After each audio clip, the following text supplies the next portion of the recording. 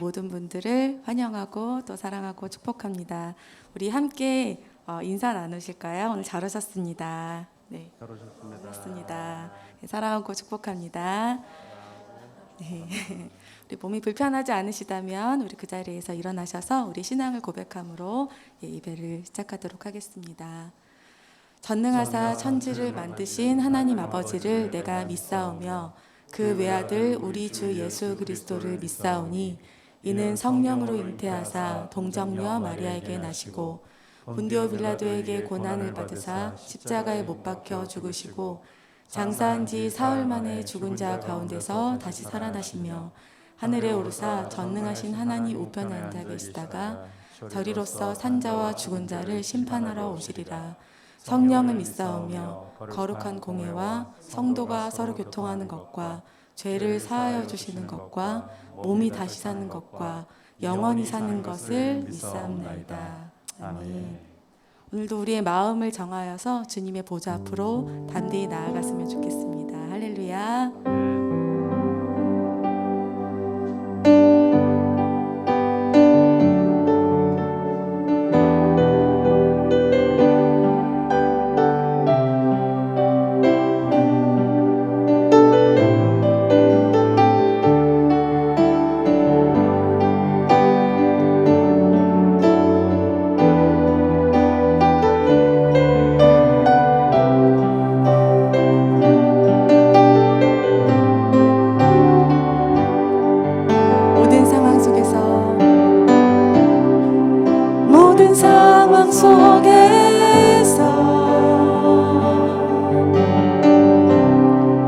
주를 찬양할지라.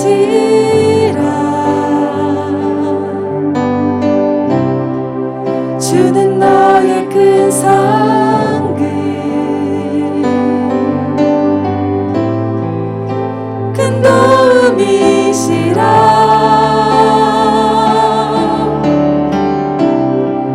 주의 얼굴 구할 때 주의 영을 부으사 크신 사랑 안에서 주를 보게 하소서.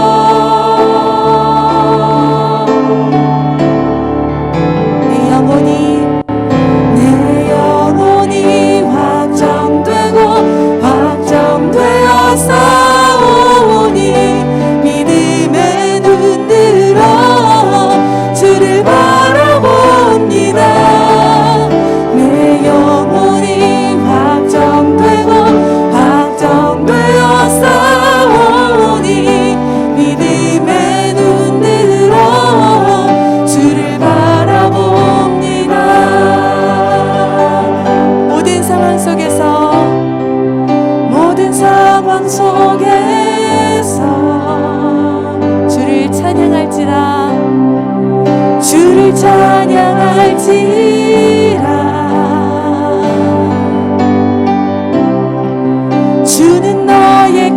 상급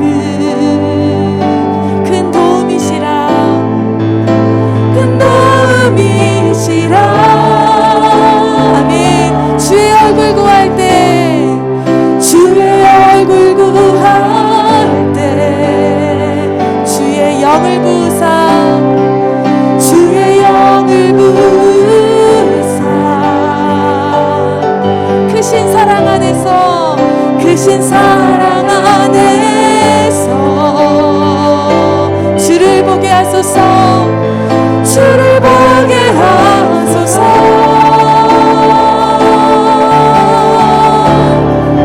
내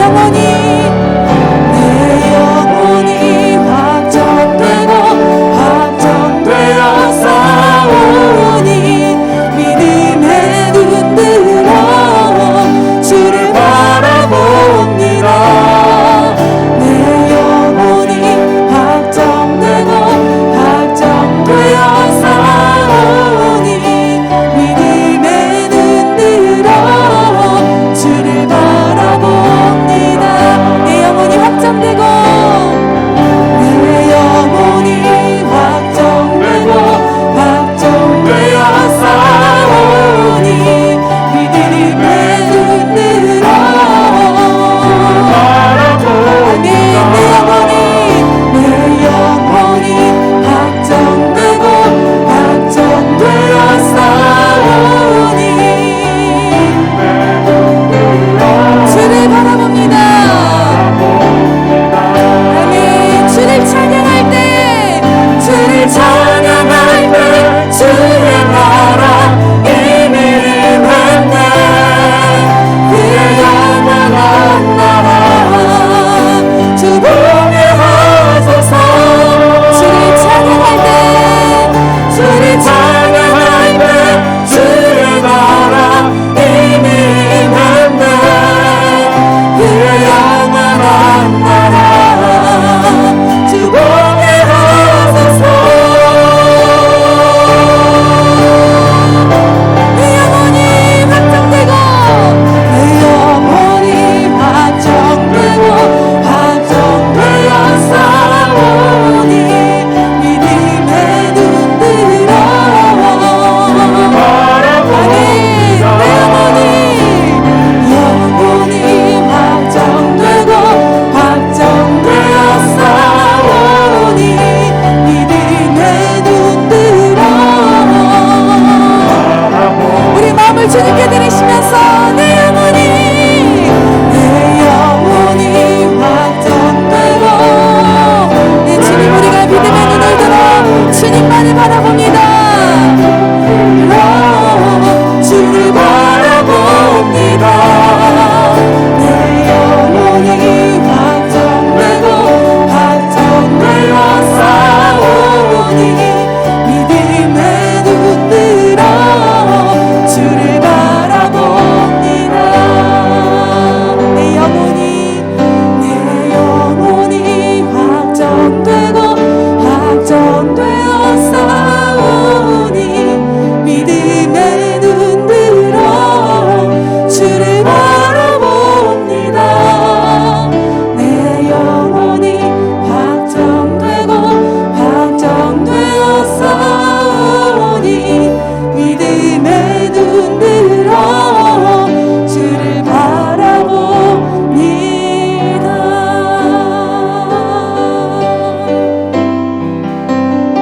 하나님 오늘도 우리가 우리의 믿음의 눈을 들어 주님만을 바라보며 예배합니다. 주님의 성령을 주님의 은혜를 우리에게 강물같이 부어주시옵소서. 믿음으로 나아가는 자들에게 넉넉히 채우시는 주님을 기대하며 찬양합니다. 할렐루야.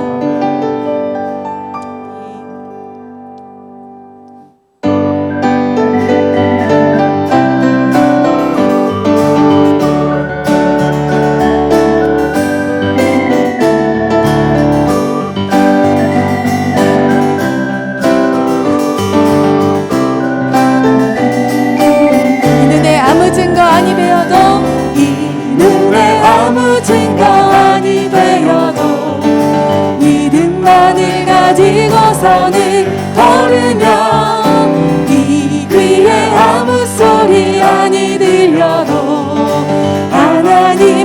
약속 위에 서리라. 걸어가세 믿음 위에 서서 나가세 나가세 의심 버리고 걸어가세 믿음 위에 서서. 우리 1절로 한 번 더 고백합니다. 이 눈에 아무 증거 아니 배려도 믿음만을 가지고서는 걸으며 이 귀에 아무 소리 아니 들려도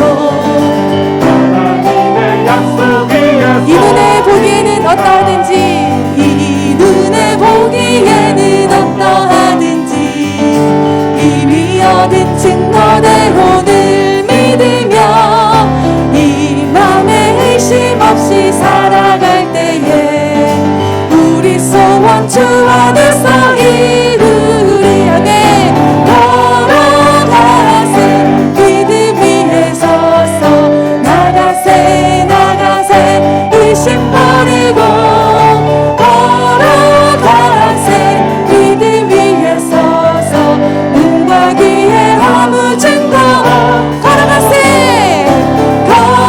걸어가세 믿음 위에 서서 나가세 나가세 의심 버리고 걸어가세 믿음 위에 서서 눈과 귀에 아무 증거 없어. 주님의 거룩함을 두고 맹세한 주 하나님 아버지는 참 기쁘다. 그 귀한 모든 약속 믿는 자에게 눈치 못할 무슨 일이. 다시 한번 주님의 거룩함을 두고 맹세한 주 하나님 아버지는 참 기쁘다. 그 귀한 모든 약속 믿는 자에게 눈치 못할 무슨 일이. 할렐루야. 걸어가세 믿음 위에 서서 나가세 나가세 의심 버리고 걸어가세 믿음 위에 서서 눈과 귀에 아무 증거 걸어가세 걸어가세 믿음 위에 서서 나가세 나가세 의심 버리고 걸어가세 믿음 위에 서서 눈과 귀에 아무 증거 없어져. 우리가 주님의 신실하심을 의지하여 믿음으로 나아갑니다. 아멘.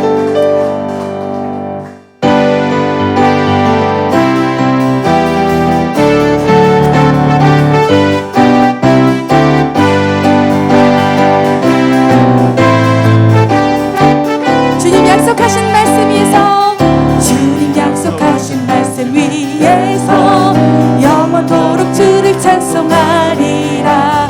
소리 높여 주께 영광 돌리며 약속 믿고 굳게 서리라. 굳게 서리 굳게 서리 영원하신 말씀 위에 굳게 서리 굳게 서리 그 말씀 위에 굳게 서리라. 주님 약속하신 말씀 세상 염려 내게 언습할 때에 용감하게 힘써 싸워 이기며 약속 믿고 3절로 고백합니다.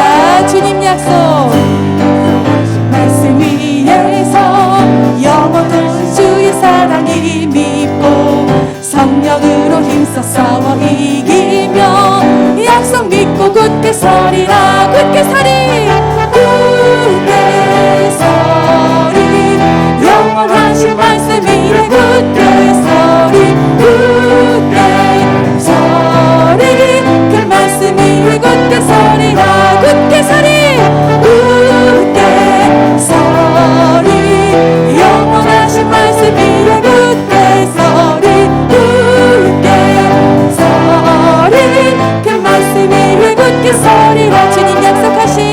주님 약속하신 말씀이 성령 인도하는 대로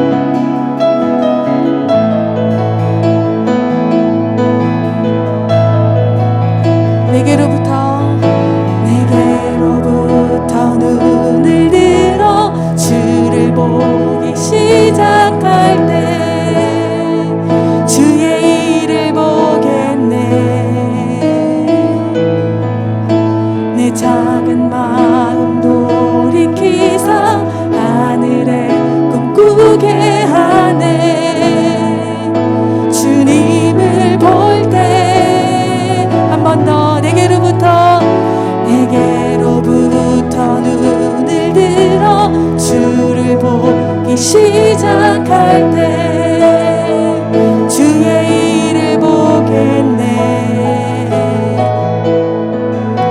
내 작은 마음 돌이키사 하늘에 꿈꾸게 하네. 주님을 볼 때 모든 시선을 주님께 드리고 살아계신 하나님을 느낄 때 내 삶은 주의 역사가 되고 하나님이 일하기 시작하네.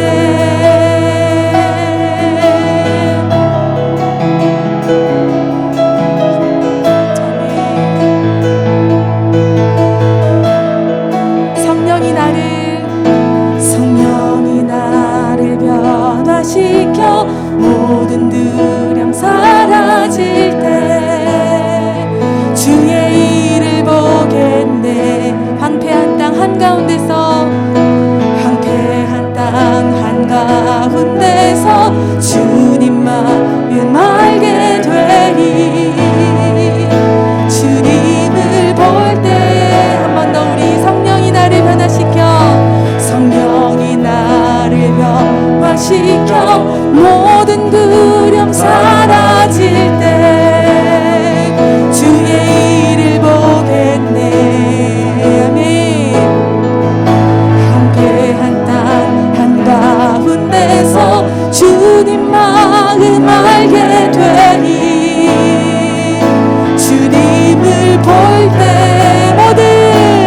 모든 시선을 주님께 드리고 전능하신 하나님을 느낄 때 세상은 주의 나라가 되고 하나님이 일하기 시작. 모든 시선을 주님께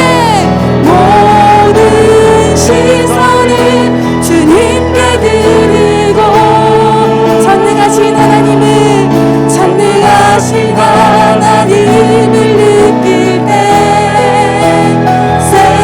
세상은 주의 나라가 되고 하나님이 일하기 시작하네. 아멘. 주님 일하시옵소서. 우리 지선과 우리의 마음과 생각과 우리의 삶을 다 드립니다. 주님 오셔서 역사하시고 주의 전능하심을 행하시옵소서.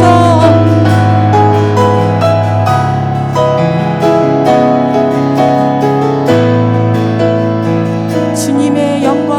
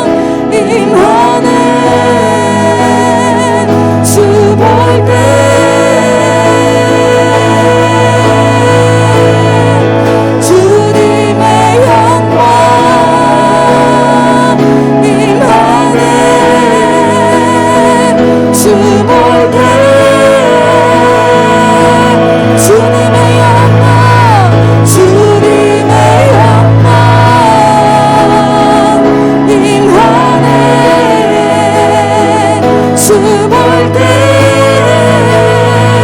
주님의 영광 주님의 영광 임하네 주 볼 때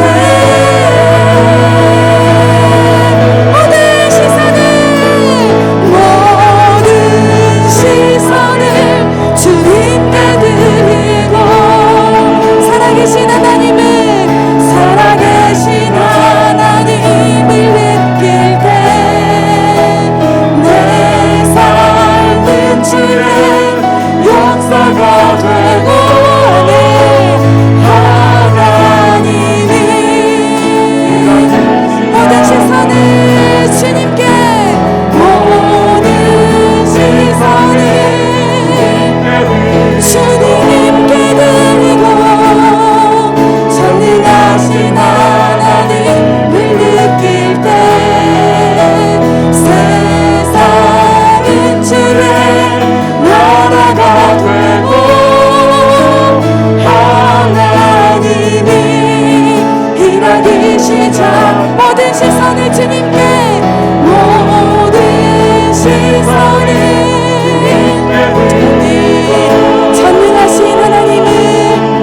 전능하신 하나님을 느낄 때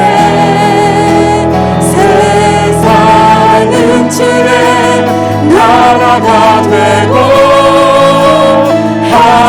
하나님이 일하기 시작하네. 하나님 아버지, 오늘 이 예배 가운데에 주의 성령으로 충만하게 임재하시고 우리를 다스리셔서 오직 우리 위하여 십자가의 보혈 흘려주시고 죽은 자들 가운데서 다시 살아나셔서 보좌 우편에 앉아 계시는 우리의 영원한 의로움이 되시고 거룩함이 되시는 영광의 주 예수 그리스도를 바라보게 하시고 그 피가 우리의 마음을 흠뻑 적셔서 우리를 가려주시고 이 시간 우리의 마음을 새롭게 하시고 가난하고 겸손하게 하셔서 우리의 시선을 우리의 믿음을 오직 주님께만 두며 주님만 바라보게 하여 주옵소서.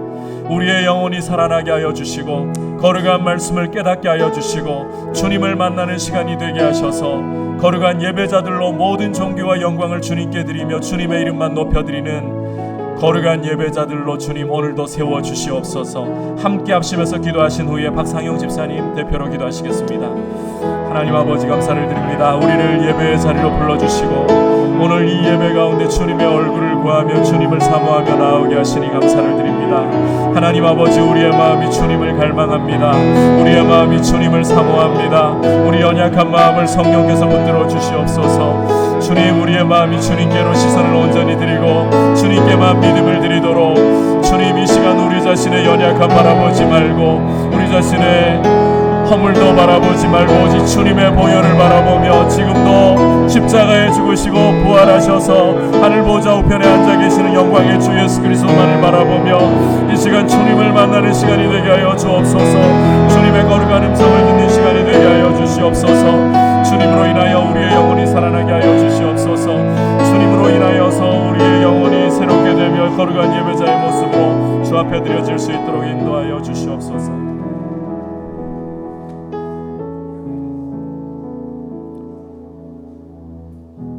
기도드리겠습니다.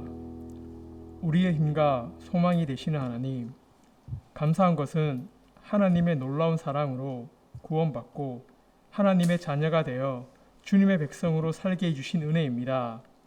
이 은혜로 주님 앞에 예배드리는 것보다 값진 것이 없음을 고백드리며 예배를 올려드립니다. 이 시간 성령님께서 우리 가운데 역사하여 주셔서 영과 진리로 예배하게 하시며 구원의 감격과 기쁨을 누리는 복된 시간 되게 하여 주시옵소서. 축복의 하나님, 예배하는 이 자리에 주님의 은혜를 사모하여 여러 가지 간절한 소원을 들고 나왔습니다. 질병으로 힘들어하는 이들, 경제적 어려움을 가진 이들, 자녀들의 어려움으로 힘들어하는 이들, 여러 가지로 소원을 들고 나왔습니다. 예배의 자리에 성령의 충만함이 비둘기같이 내리시사 이 시간을 통해서 그들의 어려움을 위로해 주시고 그들의 기도 소리에 응답해 주시기를 원하고 바랍니다. 아울러 그 어떤 것보다 말씀에 순종하여 주님의 뜻을 따라 살아가는 것이 그 어떤 것보다 소중한 것임을 깨닫게 하옵소서. 은혜의 하나님, 각 교육기관마다 여름 성경학교를 진행하고 있습니다. 성경학교 가운데 거룩하신 성령님의 임재로 크신 은혜가 나타내시길 간절히 소원합니다.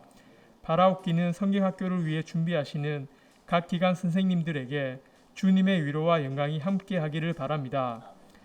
무더위 속에서도 설교를 준비하시는 목사님께 성령의 감동하심이 있기를 원합니다. 저희에게 전하실 하나님의 말씀을 온전히 대언하시도록 인도하여 주시고 영육간의 강건하심이 늘 함께하도록 지켜주시기를 구합니다. 이 시간 예배드리는 가운데 보혜사 성령님이 친히 운행하심을 믿사옵고 살아계신 예수님 이름으로 기도드립니다.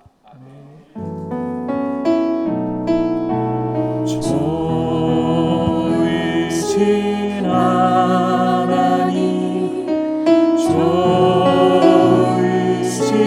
하나님, 참 좋으신 나의 하나님.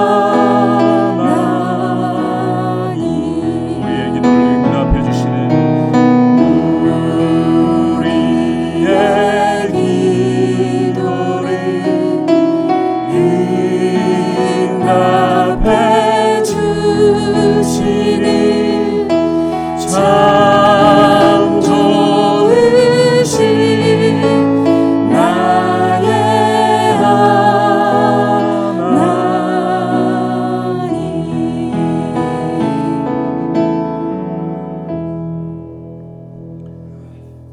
교회 소식 드립니다. 거리두기 2단계가 원래 오늘까지 진행이 되고 다시 1단계로 완화될 수 있기를 바랬습니다만 전국적인 확산세가 계속해서 특히 비수도권 지역으로 확산세가 계속해서 늘어가고 있는 중에 있어서 거리두기가 어떻게 될지 아직까지 오늘 발표가 나야 정확히 알 수가 있을 것 같습니다. 방역에 대해서 함께 기도해 주시고 힘써 주셔서 나라 전체가 안전해질 수 있도록 함께 특별히 기도로 지금 휴가철이기도 하고 또 마음이 많이 들뜰 수도 있는 상황이지만 함께 기도해 주시고 또 자영업자들이 굉장히 어려운 상황 속에 있습니다. 여러분께서 나라의 경제적인 부분에서도 고통당하는 분들을 주님이 위로해 주시도록 기도해 주시길 바랍니다. 그리고 유치부로부터 시작된 성경학교와 수련회가 계속해서 진행 중에 있습니다. 관심을 가져주시고 특히 우리 자녀들에게 믿음이 잘 심겨질 수 있도록 우리 사역자들과 교사들을 위해서도 함께 주님 앞에 기도해 주시길 바랍니다. 이제 주님 앞에 봉헌 드리도록 하겠습니다.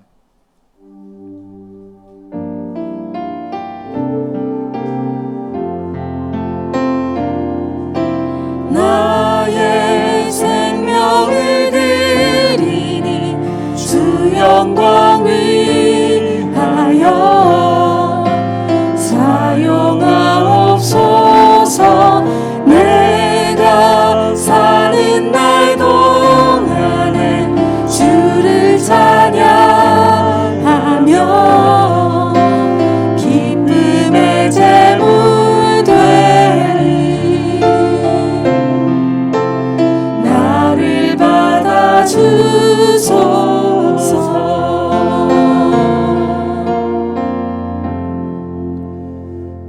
하나님 아버지 감사를 드립니다. 우리에게 하루하루 자비로우신 아버지로서 우리의 공급자로서 우리의 필요를 채워주시고 은혜의 영광 가운데 우리를 돌보아 주시니 감사합니다. 아들도 아끼지 않고 십자가에 내어주신 그 사랑으로 변함없이 우리의 삶의 모든 순간마다 우리를 자비로운 눈빛으로 바라보시는 아버지 앞에 믿음과 사랑으로 우리의 삶을 드리며 오늘도 이렇게 올려드리는 예물이 아버지의 공급하심을 신뢰하며 드리는 믿음의 고백이 되게 하여 주옵소서. 온 교회가 주의 은혜 가운데 굳세게 믿음으로 서 있게 하시고 주님만 더욱 사랑하도록 주님의 풍성하심을 맛보아 알도록 늘 은혜 가운데 이끌어 주옵소서. 예수님의 이름으로 기도드립니다. 아멘. 할렐루야. 오늘 주시는 하나님의 말씀은 룻기 3장 1절에서부터 6절까지 말씀입니다. 한 절씩 교독하겠습니다. 룻의 시어머니 나오미가 그에게 이르되 내 딸아 내가 너를 위하여 안식할 곳을 구하여 너를 복되게 하여야 하지 않겠느냐.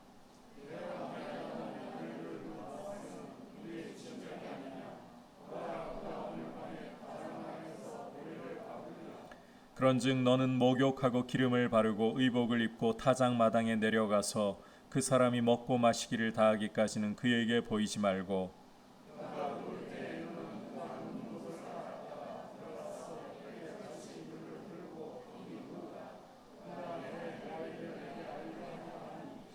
룻이 시어머니에게 이르되 어머니의 말씀대로 내가 다 행하리이다 하니라. 그가 타작 마당으로 내려가서 시어머니의 명령대로 다 하니라. 아멘. 우리 다시 한번 옆에 분들과 인사 나눌까요? 사랑하고 축복합니다. 주 안에서 강건하십시오.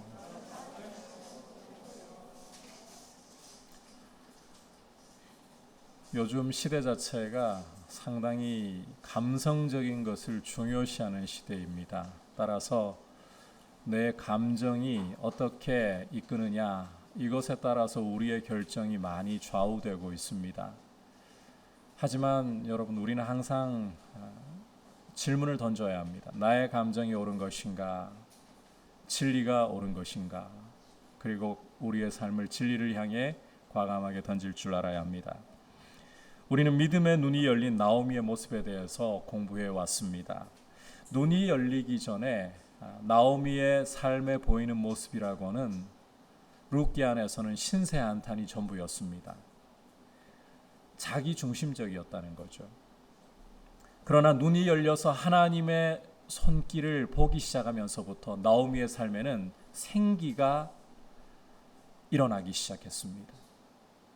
중요한 사실은 자신에게서 자부에게로, 룻에게로 눈을 돌리기 시작했다는 점입니다. 하나님을 만나고 눈이 열리게 되면 나오미에게서 보듯이 시선이 자신에게서 타인에게로 옮겨갈 수 있고 또 타인을 도울 수 있는 지혜를 얻게 되는 것입니다. 나 자신을 위해서 살면 마냥 행복할 것 같지만 그게 그렇게 행복하지 않아요. 오히려 나를 넘어서서 남을 위해서 살아갈 때에 그와 같은 삶이 훨씬 행복하고 풍성하고 아름다운 삶이 됩니다. 하나님을 만나고 인생의 눈이 열리게 되면 이렇게 자기에게서 남에게로 시선을 돌리고 남을 풍요롭게 할 수 있는, 그렇게 함으로 자신도 더욱더 풍요로워지는 이런 삶을 살아갈 수가 있는 것입니다. 오늘은 나오미와 룻 이 두 사람의 모습을 통해서 믿음이 어떠한 모습을 가지는가, 이 두 가지 내용을 가지고서 함께 말씀을 살펴보려고 합니다. 첫 번째로 믿음은 한번 따라합시다. 하나님의 약속을 적극적으로 주장하는 모습을 가집니다. 믿음이라는 것은 하나님의 약속의 말씀을 적극적으로 주장하는 모습을 가집니다. 오늘 말씀에서 우리는 이제 믿음의 눈이 열려서 자기 자신만 바라보고 있는 것이 아니라 룻을 보기 시작하는 나오미의 모습을 보고 있습니다.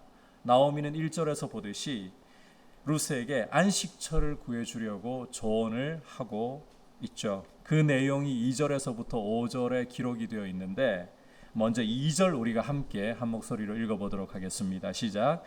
내가 함께하던 하녀들을 둔 보아스는 우리의 친족이 아니냐. 보라, 그가 오늘 밤에 타작 마당에서 보리를 까불리라. 나오미는 룻에게 오늘 밤이 중매 작전에 돌입할 날이라는 것을 지금 예고하고 있습니다. 왜냐하면 그 밤에 보아스가 타작 마당에서 보리를 까불리라, 보리를 타작하기 때문이라는 것입니다. 자, 많고 많은 시간 중에 왜 하필 밤에 보리를 타작하는 것일까요? 고대에는 오늘날처럼 좋은 탈곡기라든지 대형 선풍기가 없었습니다. 따라서 불어오는 바람에 의지해서 알곡과 쭉정이를 가려내는 이런 방식을 사용을 해야 하는데, 이 팔레스타인 지역에서는 주로 지중해로부터 불어오는 바람을 이용하곤 했습니다. 이 지중해에서부터 불어오는 바람은 오후 2시 반경에 시작해서 저녁 때까지, 해가 질 때까지 계속되었습니다. 그런데 이 바람이라는 게 너무 강하게 불어버리면 쭉정이 알곡 가릴 것 없이 다 날려버립니다. 따라서 바람이 좀 약해지면서 타작하기에 알곡은 떨어뜨리고 쭉정이만 날리기에 가장 적절한 때를 선택해야 되는 거예요. 그때가 언제냐? 해가 져버리고 오늘 말씀처럼 밤이라고 하는 시간이라는 겁니다.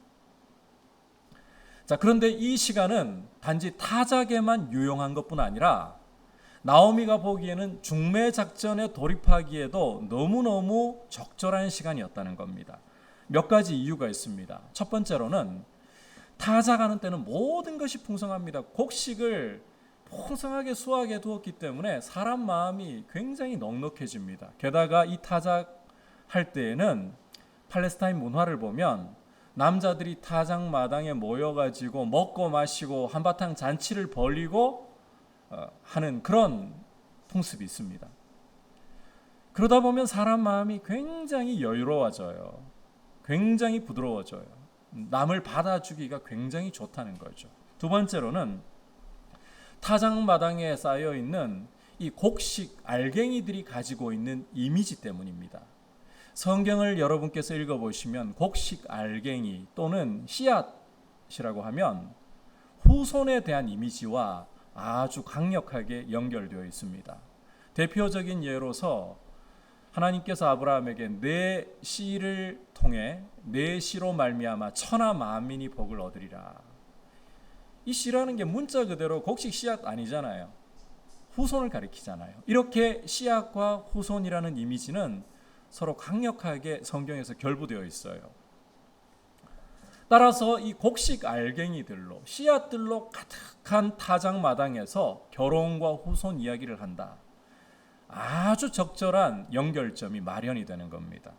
마지막으로 이스라엘의 지역적 특성상 밤에 타작을 하기 때문에 남자들은 타작하고 한바탕 축제를 벌린 후에는 거기서 잠을 자야 합니다. 왜 그럴까요? 실컷 타작해 두고 밖에 곡식 내버려 두면 어떤 일이 벌어지겠습니까? 사람 없이 내버려 두면 도둑맞게 되는 거예요.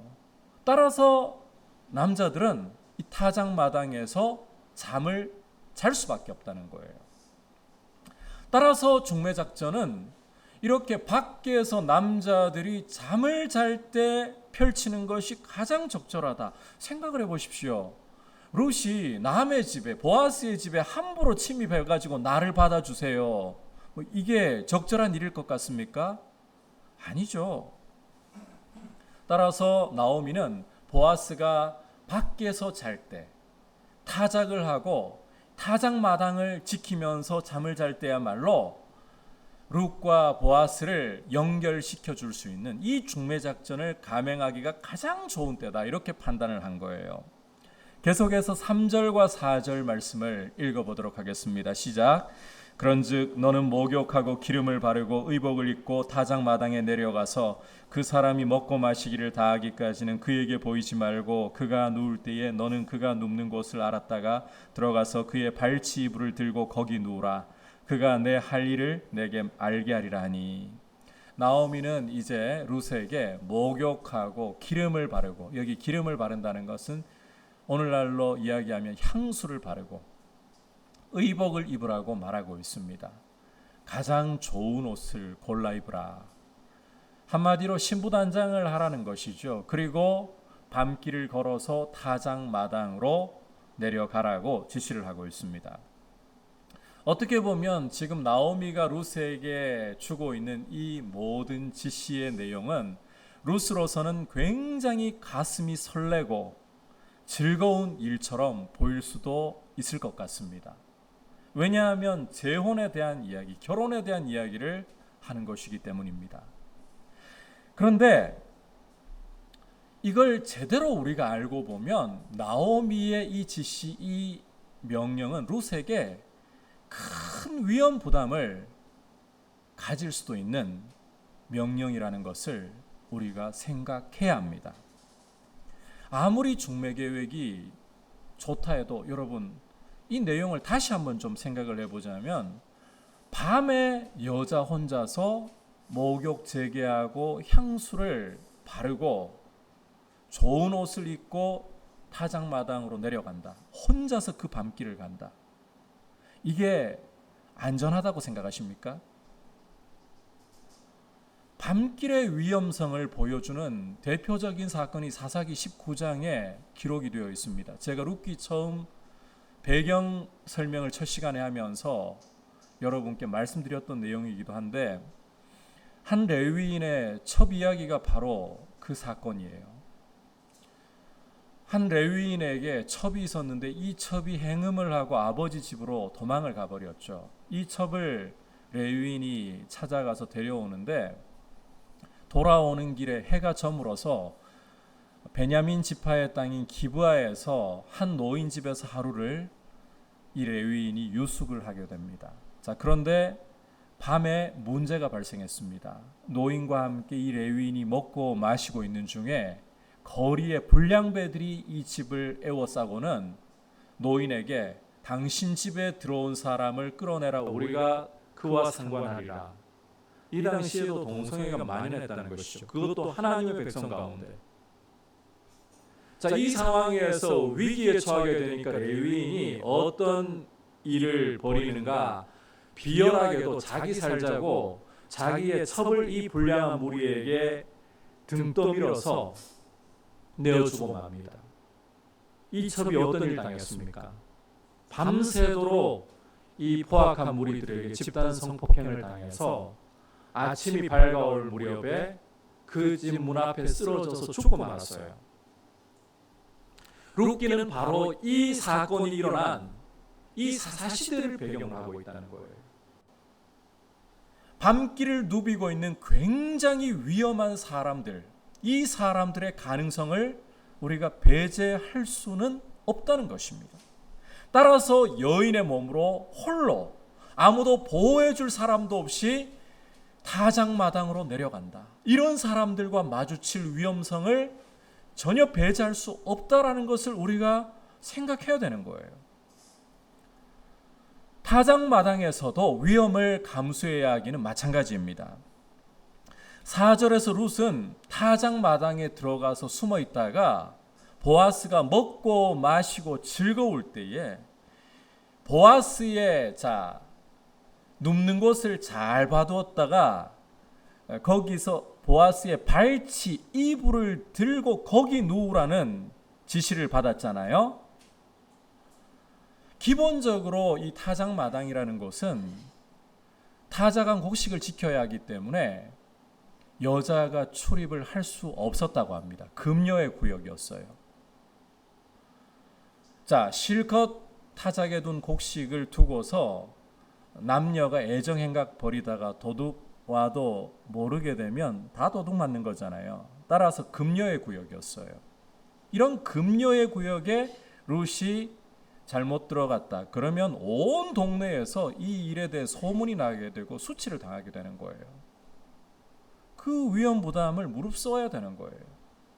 그런데 여기에 문제가 끝나는 게 아닙니다. 또 한 가지가 있는데 이 발치 이불을 든다. 4절 다시 여러분께서 보시면 발치 이불을 든다라는 표현이 있잖아요. 이게 굉장히 우리말로 완곡하게 번역이 된 표현입니다. 이걸 문자 그대로 번역을 하면 발을 벗긴다 또는 다리를 벗긴다 이런 뜻이에요. 그러니까 나오미가 룻에게 어떤 명령을 내린 것인가 하면 보아스가 누워서 잠이 들었을 때에 아랫도리를 벗겨내고 그 옆에 누우라는 명령을 내린 거예요. 이 성적인 접촉이 일어날 수도 있을 법한 아슬아슬한 상황이라는 거죠. 그럼에도 불구하고 이렇게 하라. 이 명령은 룻이 행동으로 보아스에게 구애하라는 거예요. 행동으로 자신을 아내로 받아줄 것을 요청하라는 것입니다. 그런데 여러분, 이게 위험스러운 행동 아니겠습니까? 우리야 이미 룻기를 전체적으로 읽으면서 결론을 알고 보니까 쉽게 넘어갈 수 있습니다만, 자, 보아스가 만약 진짜 만에 하나라도 자기 아랫도리를 벗기고 룻이 누워 있는 걸 보고 이 여자가 이렇게 생각을 해버리면 어떻게 되는 겁니까? 그야말로 온 동네에서 타작마당에 들어온 것 정도가 아니라 완전히 남자를 호리려고 하는 욥으로 낙인이 찍혀가지고 자칫 돌에 맞아 죽을 수도 있는 이런 위기가 올 수도 있다는 거예요. 룻의 입장에서는 고엘의 의무를 행해달라고 이렇게 요청을 해야 하는 것입니다. 하지만 보아스가 오해해버리면 그런 상황까지도 흘러갈 수 있다. 우리가 모를 때야 이 중매작전에 돌입하니까 가슴 설렐 일이다, 즐거울 일이다. 그런데 알고 보니까 어떻습니까? 룻이 이렇게 중매작전을 시어머니의 뜻을 따라서 수행하려고 하는 것에는 상당한 위험 부담이 따르는구나. 위험이 가득한 작전입니다. 그렇다면 구태여 이렇게 이 작전을 실행에 옮겨야 되는가? 그냥 두 사람이서 살아가면 안 되는가? 사실 보아스가 하나님 말씀을 따라서 고엘의 의무를 룻에게 해주면 나오미도 회복되고 저절로 일들이 쉽게 진행이 될 거 아닙니까? 그런데 지금 보아스의 상황을 보니까 덕이 있는 사람이다 보니까 하이일한 사람이다 보니까 젊은 여인 룻을 함부로 추근대지도 않을 뿐더러 우리가 3장 끝부분에서도 볼 수 있고 4장에 넘어가서도 볼 수 있지만 자기보다 고엘로서 순위가 앞서는 사람이 있거든요. 이 사람이 있다고 생각해서인지 룻에게 더 이상 다른 행동에 진전을 보이지 않잖아요. 이렇게 고엘의 유력한 후보가 안 나서니까 누가 해야 되겠습니까? 누가? 하나님 말씀의 수혜자가 되는 사람이 직접 나설 수밖에 없다는 거예요. 위험 부담이 따라도 이것이 최선이라는 것입니다. 나오미는 과부들을 도와야 할 사람이, 적극적으로 도와야 할 사람이 이렇게 나서지 않고 있으니까, 이것이 고의는 아니지만 나서지 않고 있으니까 하나님의 약속을 따라 이 일을 진행시켜야 되겠다. 하나님의 말씀을 따라서 권리를 행사해야 되겠다. 그렇게 함으로 내 자부에게도 안식처를 구해주고 우리의 집안의 대가 끊어지지 않고 기업이 회복되는 일이 일어나야겠다. 이렇게 상황을 판단하고 진행하고 있다는 거예요. 어떻게 보면 상당히 무리한 행동처럼 보일 수도 있지만 여러분, 이것은 믿음에서 나오는 행동입니다. 믿음이 그 모습을 드러내고 있는 것입니다. 여러분, 믿음이라는 것은 하나님의 말씀에 대해서 그 말씀을 붙들고 그 약속을 붙들고 주장하는 태도를 가지고 있기 때문이에요. 우리는 종종 하나님의 말씀이 그냥 나에게, 나의 삶에 알아서 들어와서 경험되는 이런 편리함을 원할 때가 있곤 합니다. 하지만 하나님께서는 USB 장치만 우리에게 딱 꽂으면 저절로 말씀이 입력되고 저절로 말씀이 실행되는 이런 로봇과 같은 존재로 우리를 만들지 않으셨어요. 우리는 하나님의 형상을 따라 지음받고 우리에게 이 자유의지라는 것을 가지고 움직이도록 하나님이 그렇게 존귀하게 만드셨습니다. 따라서 인격적인 존재로서 우리는 우리의 가치를 따라서 스스로, 하나님이 우리 스스로 이렇게 인격을 가지고 의지를 가지고 결정할 수 있게 하셨기 때문에 하나님의 말씀을 가까이 하고 말씀을 묵상하고 말씀을 암송하고 말씀을 순종해야 되는 거예요. 그게 우리의 가치를 높이는 길이에요. 여러분, 생각을 해보세요. 칩 하나 꽂고 뭐 USB 하나 꽂고 알아서 돌아간다. 그게 무슨 인격이고 그게 무슨 스스로의 가치가 있는 것입니까?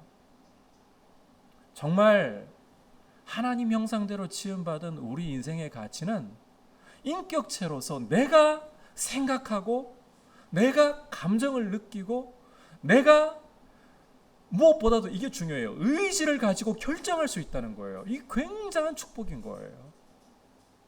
따라서 우리가 이 하나님 말씀 앞에서도 저절로 그냥 내가 어떤 생각을 하지 않아도 어떤 결정을 안 내려도 저절로 들어와 가지고 이게 편한 것 같아 보이지만 좋은 것 아닙니다.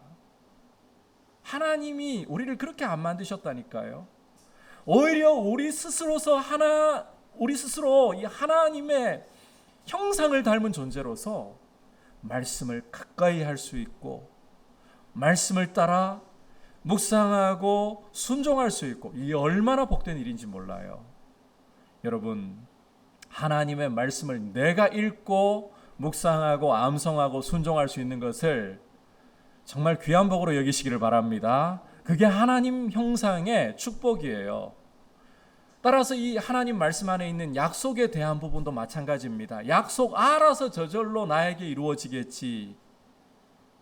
그건 너무 소극적이고 하나님이 우리에게 주시는 이 하나님 형상의 참 적극적인 태도 아닙니다.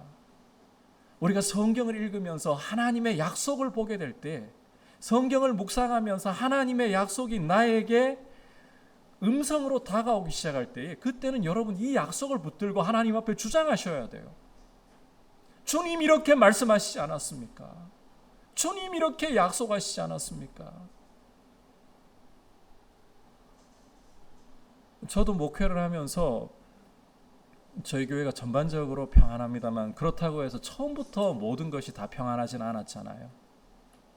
풍파를 지나고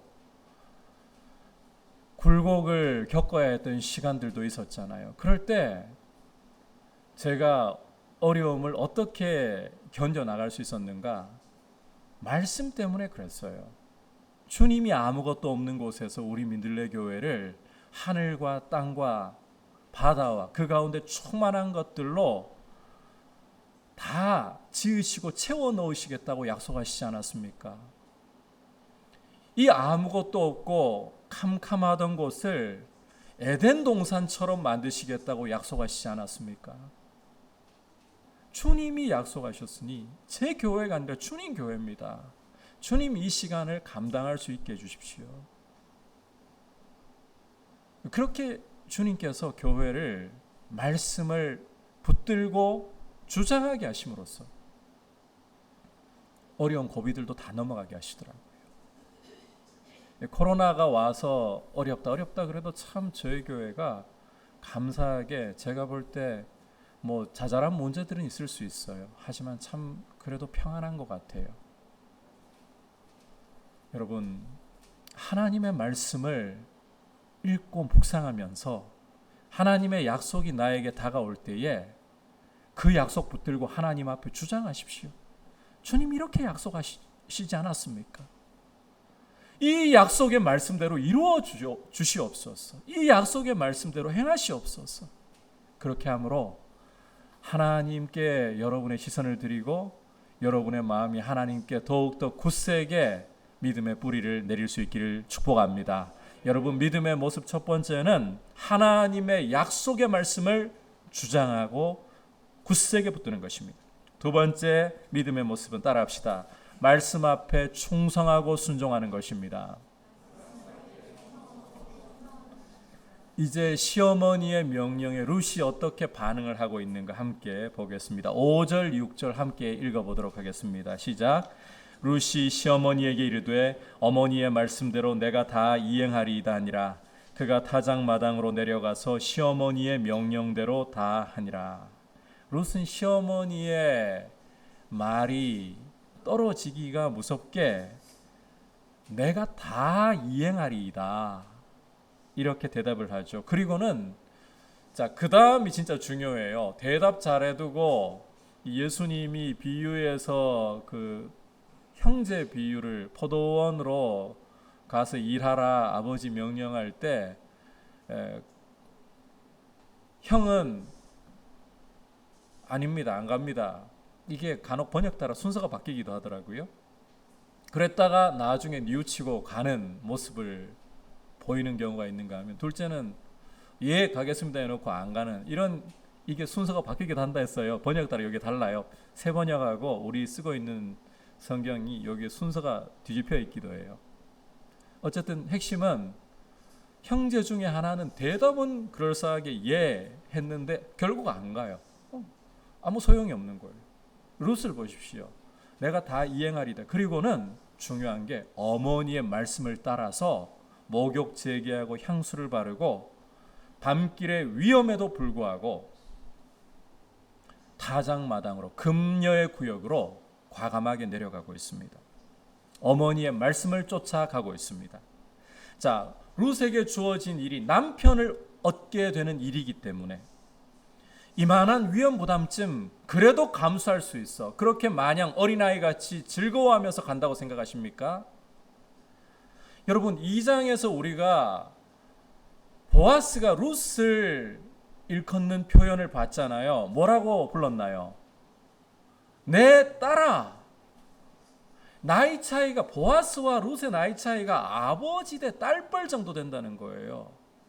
그리고 우리가 2장 말미에서, 2장 끝부분에서 룻의 관심을 엿볼 수가 있었죠.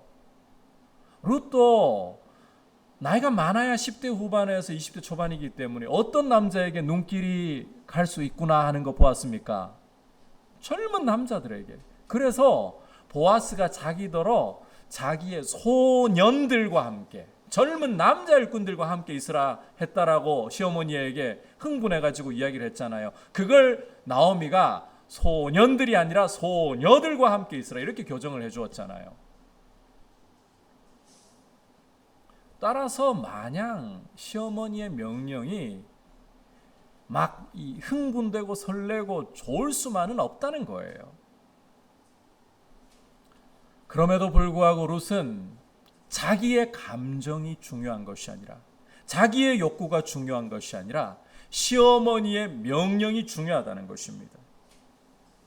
그리고 여러분, 시어머니의 명령을 우리가 다시 조금 더 깊게 들여다보면 안식처를 구해준다고 하지만 이게 하나님의 말씀을 따라서 계대 결혼의 원칙으로 자부에게 지금 명령을 내리고 있는 겁니다.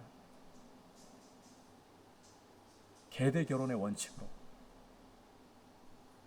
그러니까 룻으로서는 완전히 자기 생각 다 내려놔 버려야 되는 거예요. 나이가 많아도 하나님의 말씀이 고엘의 역할을 할 수 있는 사람과 만나게끔 해놓으셨다면 시어머니의 말씀이 바로 그걸 이야기하는 것인데 그걸 따라가야 된다는 거죠. 결국 룻도 자기 생각, 자기 감정, 자기 욕구 다 배반하고 시어머니를 따라, 이걸 바꿔 말하자면 하나님의 말씀을 따라서 지금 거사를 치르려고 가고 있다는 것입니다. 여러분, 우리 시대 인권 운동가들의 눈으로 보면 이 룻의 모습이 어떻다고 생각하십니까? 시어머니에게 유린당한다 뭐 이런 생각이 들 수도 있지 않겠습니까? 앞서 위험 부담 살펴봤었잖아요. 밤길을 신부단장한 여인이 홀로 내려가다가 거리를 누비는 위험한 사람들을 만날 수도 있고, 타작마당까지 안전하게 갔다 해도 금녀의 구역에서 들키면 그 자체로도 수치이고, 발치 이불, 보아스의 아랫도리를 벗기고 그 옆에 누워있다가 오해를 받게 되면, 이 고엘에 관한 부분으로서 이해되면 상관없지만 오해를 받게 되면 돌에 맞아 죽을 수도 있는 이런 부담이 있다 했잖아요. 거기다가 나이라도 젊으면 이 위험 부담 감수 즐겁기라도 하지, 조금이라도 즐겁기라도 하지, 이건 아버지 뻘 되는 사람, 고엘이라는 이유만으로 자기가 원하는 사람 선택 못하는 거예요. 이건 정말 자기의 감정, 자기의 욕구를 배반해야 되는 일이라는 것입니다. 그럼에도 불구하고 룻은 이 일을 충성하면서 순종하면서 따르고 있어요. 여러분, 이게 바로 믿음이 그 존재를 드러내는 한 모습이라는 겁니다. 우리가 여기에서 이 질문을 한번 좀 던져볼 필요가 있을 것 같습니다. 만약 룻이 시어머니가 자신에게 주고 있는 이 명령이 참 나 자신에게 좋은 것 준다고 하는 것 같더니 위험 부담이 이렇게 크고 내가 원하는 것도 아니고 이렇게 생각을 해버리고 안 해버렸다. 그냥 어머니 나하고 둘이서 잘 살아봅시다. 이렇게 해버렸다. 어떻게 될까요? 룻기는 나오미의 텅 비어버린 삶이 크게는 하나님의 헤세드로 말미암아, 눈에 보이고 작게는 룻과 이 보아스의 헤세드로 말미암아 채워지고 회복되는 이야기잖아요. 그런데 여기에서 룻이 나 이런 역할 못해 하고 빼버린다. 어떻게 되겠습니까? 물론 하나님께서 룻의 도움이 아니더라도 얼마든지 다른 수단을 통해서도 나오미의 삶을 채워주실 수 있고 얼마든지 실제 그렇게 하실 수가 있어요. 그럼에도 불구하고 이 룻기 강해를 통해서 여러분들께 강조했던 이야기 기억나십니까? 하나님은 사람을 통해서 일하시기를 기뻐하시는 분이라고. 믿음의 사람을 통해서 자신의 감정과 자신의 욕구가 중요한 것이 아니라 하나님의 말씀이 중요한 사람들을 통해서 하나님은 당신의 일을 하시기를 기뻐하신다는 거예요. 사실 내 감정, 내 욕구를 따라가는 거 굉장히 편하고 쉬운 길입니다. 내 욕구대로 하겠다는데, 내 감정대로 하겠다는데 뭐가 거칠 게 있나요? 하지만 진정한 믿음이라는 것은 내 감정과 내 욕구, 내 판단이 중요한 게 아니라 하나님이 뭐라고 말씀하시느냐, 이게 믿음이 바라보는 바입니다.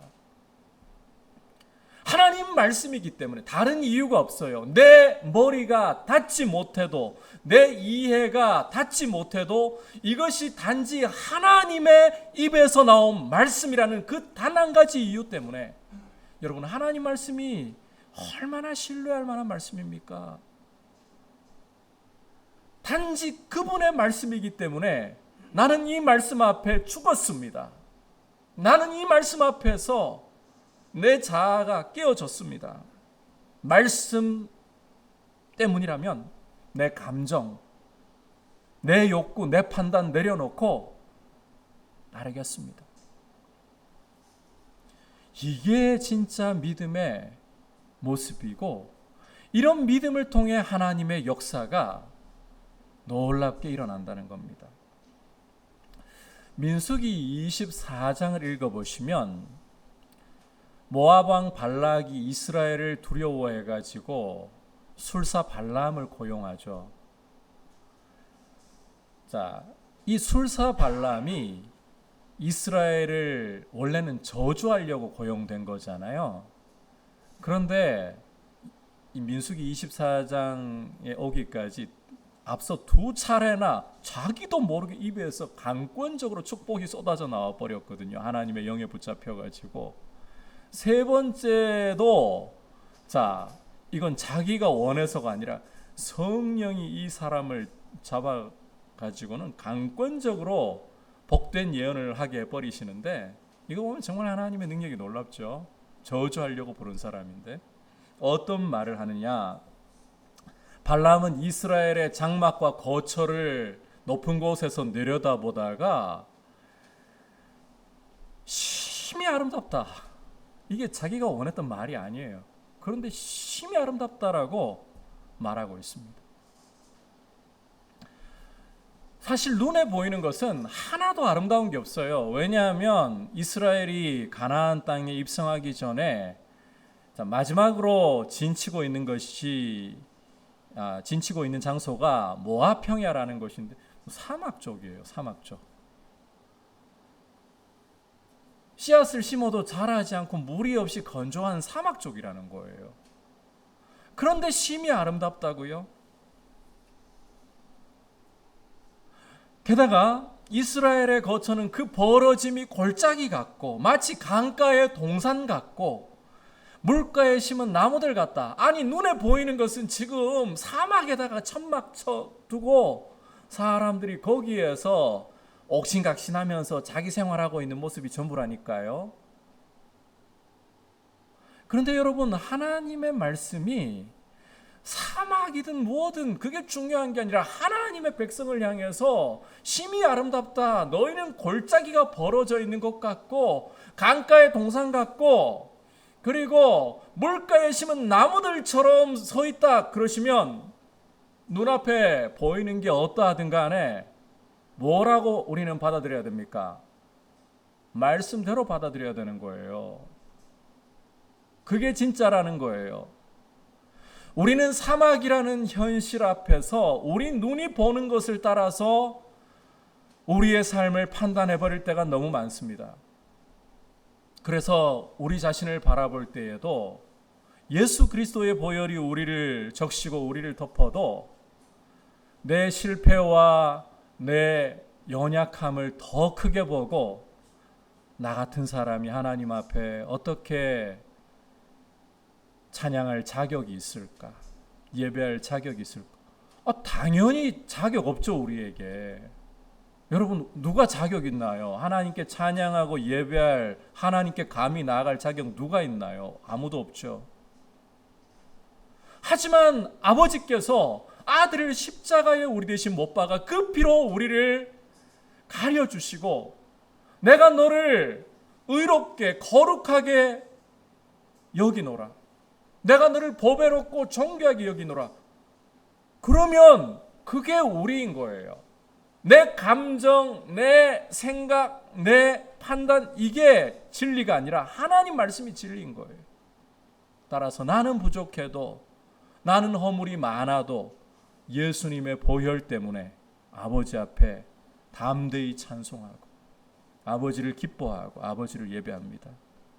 이렇게 가야 되는 거죠. 여러분, 우리는 눈으로 보는 것을 너무 신뢰하는 경향이 참 많습니다. 눈에 보이니까. 우리 감정이 끌리는 대로 너무 쉽게 판단 내릴 때가 많습니다. 그게 쉬우니까. 우리의 욕구가 이끄는 대로 우리의 결정을 내릴 때가 많습니다. 그러나 여러분, 항상 우리는 질문을 던져야 합니다. 나의 생각과 나의 감정과 나의 결정이 진리를 따르는 것인가? 진리인가? 믿음은 눈앞에 보이는 현실이 아니라 하나님의 말씀만을 진리로 보고 그 말씀 앞에 충성하고 순종하는 것입니다. 진리로 보기만 하고 발 내디뎌 그러는데 절벽이에요 주님. 거기 절벽이에요. 발 내디뎌 거기 사막이에요. 발 내디뎌 거기 뱀들이 있고 정갈들이 있어요. 그것이 아니라 뱀과 정갈이 가득해도 사막이어도 절벽이어도 주님의 말씀이라면 주님, 내 감정을 배반하고 내가 보는 것을 배반하고 말씀에 내 발걸음을 내딛기로 결정합니다. 이렇게 말씀에 순종하고 충성하는 것이야말로 믿음의 그 진가가 드러나는 모습입니다. 여러분, 이와 같은 모습으로 우리 주님이 여러분의 믿음을 아름답게 연단해 주시고 이런 모습으로 하나님의 역사가 나타나는 귀한 삶이 되고 귀한 통로가 되실 수 있기를 주님의 이름으로 축복합니다. 나오미와 룻의 중매작전을 통해서 믿음이 어떠한 것인가 살펴보았습니다. 오늘 내용 자체가 어려운 거 없죠. 믿음이라는 것은 하나님의 약속의 말씀을 내가 붙잡고 주장하는 것, 그것이 한 모습이고, 믿음이라는 것은 하나님의 말씀을 따라 내 감정과 욕구를 배반하고, 이 표현을 여러분 좀 잘 기억하셔야 돼요. 내 감정 욕구를 배반하고 말씀에 순종하는 태도이다.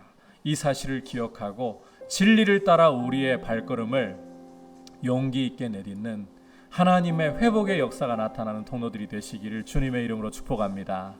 이제 말씀을 생각하면서 함께 주님께 고백드리겠습니다. 주님 말씀하시면 내가 나아가겠습니다.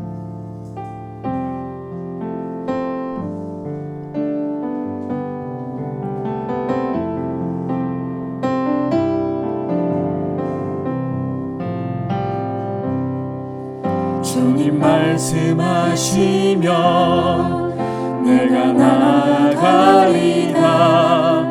주님 뜻이 아니면 내가 멈춰서리라. 나의 가고 서는 것 주님 뜻에 있으니 오 주님 나를 이끄소서.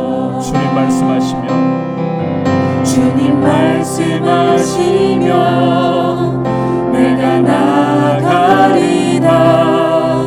주님 뜻이 아니면 내가 멈춰서리라.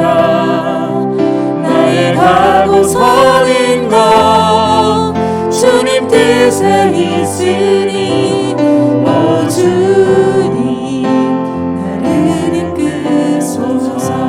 뜻하신 그곳에 나 있기 원합니다.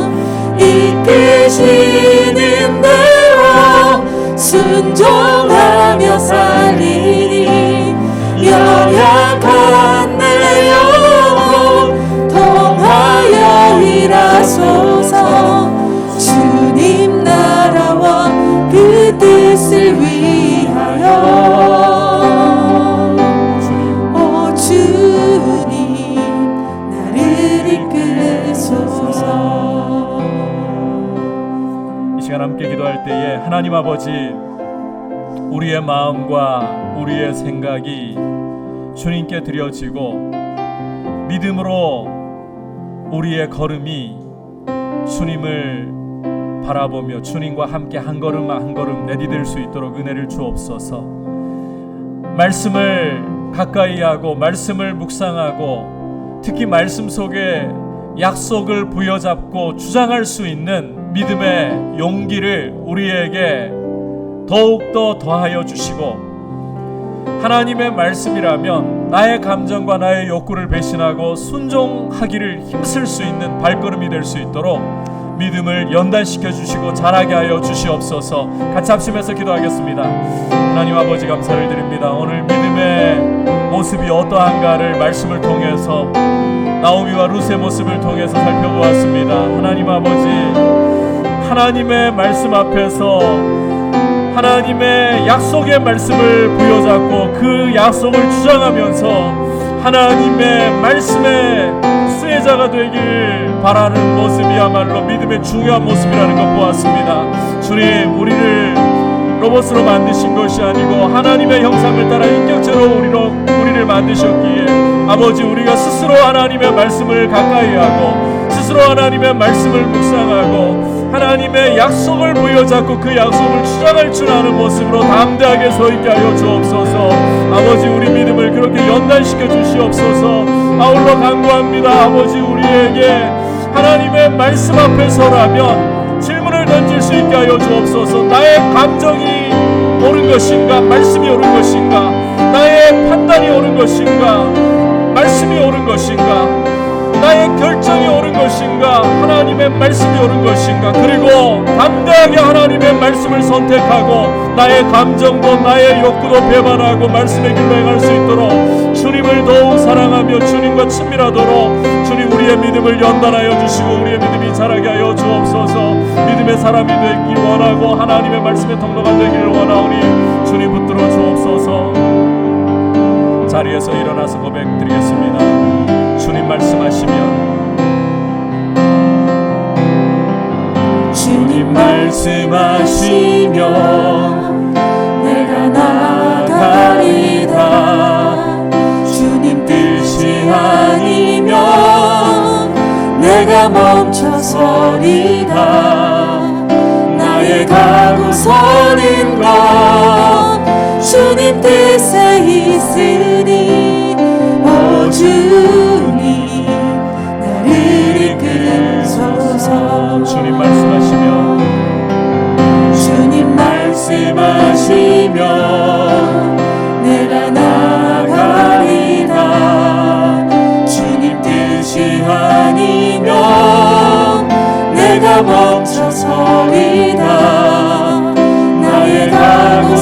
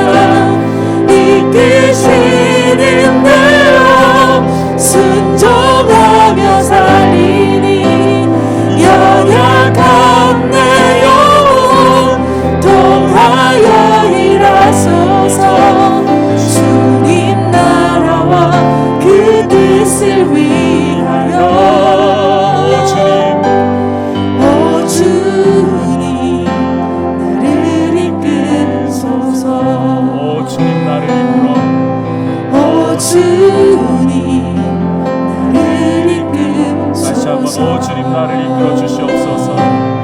오 주님 나를 이끄소서.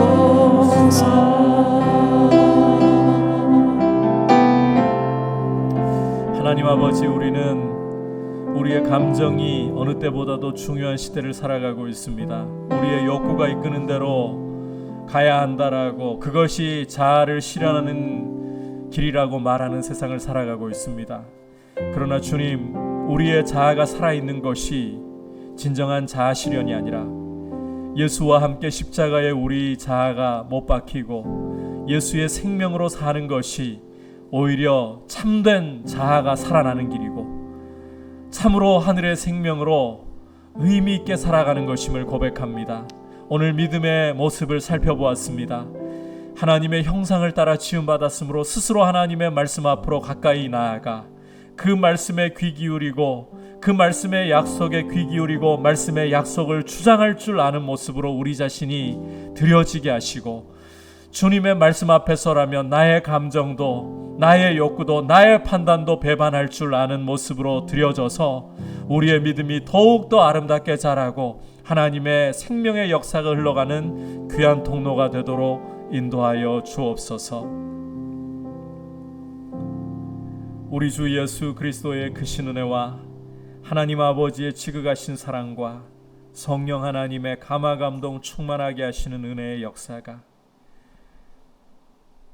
자신의 감정을 배반하고 욕구를 배반하고 오직 하나님의 말씀을 굳게 붙잡고 약속을 주장하며 그 말씀대로 순종하기를 원하는 모든 주의 백성들 위해, 열방을 섬기시는 선교사님들 위해 이제부터 영원토록 함께 계시기를 간절히 축원하옵나이다. 아멘.